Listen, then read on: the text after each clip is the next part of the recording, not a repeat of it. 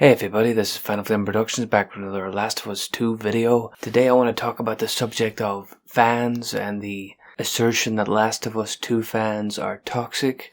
This is a term that gets thrown around a lot these days based on fan backlash, whether it be Ghostbusters, Terminator, Star Wars, Star Trek, you name it. Fans generally get lumped into one big group, and toxic seems to be the general term that gets called to fans that put out very strong negative reactions to movies, games, whatever. Last of Us 2 fans have gotten thrown under this umbrella as well. Last of Us 2 fans have been very vocal over the past few months since the leaks about their thoughts about what the game would be when it came out, and fans have gotten even more negative since the release of the game, where all of the secrets and revelations of how the game turned out story-wise and gameplay-wise, fans are not happy.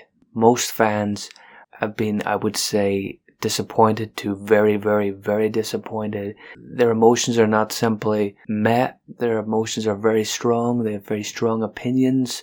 Some of these opinions are delivered in a very constructive and very understandable fashion. And there's a certain amount of people that will give very ignorant and very ill-informed criticisms to the game that aren't welcome. The idea that the media, people in Naughty Dog, actors, voice actors who are part of The Last of Us 2 have sort of joined in, dumped on the fans in general, calling them toxic, calling them racist, sexist, homophobic, the whole list. You could go through them. It would take you a long, long time. All the things fans get called. The question I have, or the question I'm putting here, are the fans toxic? Are the fans in general of these stories, these movies, games, whatever, are they toxic? Is there a toxic area of the fan base? And I would have to say there's always a toxic subset of people online and social media. Any news story that you hear about it, whether it be music, politics, film industry, gaming industry, if you go into the comment section of a tweet, of a article, of a YouTube comment section, you're going to find some pretty ignorant crap said by a certain amount of people. But the question is, do you call the fans of The Last of Us, if we stick with The Last of Us 2, do you call them toxic? And in general, the answer is no. If you look at Twitter, if you look at Reddit, if you look at YouTube, all the comments are very, very understandable, make a lot of sense, the reasons why they don't like The Last of Us 2. It's based on the story, it's based on how the characters that they loved from the first game have been ruined in this game. You've got all different types of fans. You've got people that hate the game that are very constructive, have very precise reasons why they hate the game. You've got those other people, the ignorant people that hate the game for reasons that aren't really worth talking about. You've got the blind lovers of the game, people that just love the game and we're always going to love the game and ignore and won't actually delve in and actually criticize and pinpoint things that are bad because they just keep letting things slide and they blindly love the game. And to me, these are possibly the worst of the worst because they will not in any way, shape or form look objectively on the game and answer, is this good? Is this actually something that deserves respect and deserves to be applauded and bought? And then you've got the people who generally like the game, who generally like The Last of Us 2 and enjoyed it and may have some faults with it, but they generally like it, and those people are fine as well. But when you look at the idea that the media pushes, and the media pushed this for Ghostbusters, the fans were attacked on Ghostbusters when people thought the first trailer for Ghostbusters and the subsequent trailers looked absolutely terrible. The media lumped everybody in as sexist, that they thought, oh, it's female Ghostbusters. The fans are all sexist. If they don't like it, they're all ignorant. You had the actors, you had the directors of the movie, the media definitely all jumped on the Ghostbusters fans and said they're all idiots and man-children and all these different things that they were thrown into and attacked and called toxic. Terminator was the same. When the Terminator trailer came out, first promo picture showed 3 female characters who were central to the story.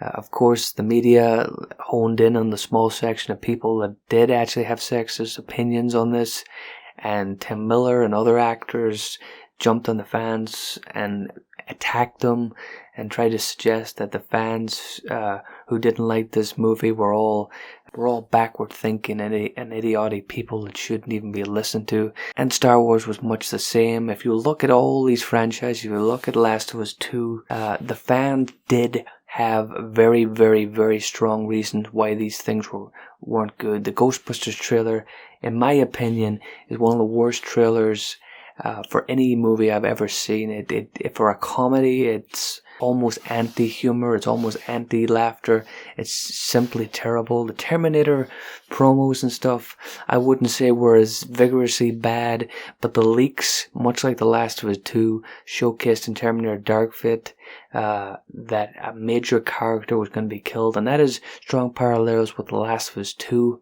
When you kill off a character in a really idiotic way, and when the people that making those, writing those stories, their reasoning for doing it is terrible, which Tim Miller for Terminator Dark Fate simply wanted to get rid of John Connor because he preferred female characters and he didn't have any ideas for John Connor. To have that kind of flippant, idiotic mindset in writing a story, quite unbelievable, and it pissed off fans. Neil Druckmann has given similar reasons for why he's got rid of Joel. He wanted to shock fans, he wanted to stir things up, and it's just a completely ill-informed and, in my opinion, very uncreative decision to get rid of a brilliant character and then to bring in characters that weren't even a quarter of the interest or would never be as memorable as Joel was. The Last of Us 2, to call fans toxic when you've got a story that's simply awful, you misuse characters, you've got the media vilifying people that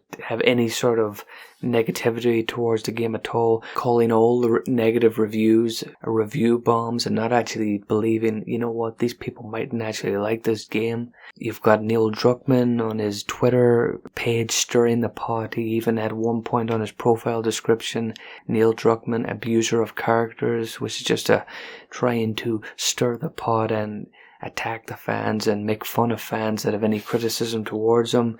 And these are the people, Naughty Dog, that their working environment, the crunch culture, has been heavily in the news, and for them to be lecturing and for the media to be lecturing fans and not throwing the shade at them, quite staggering.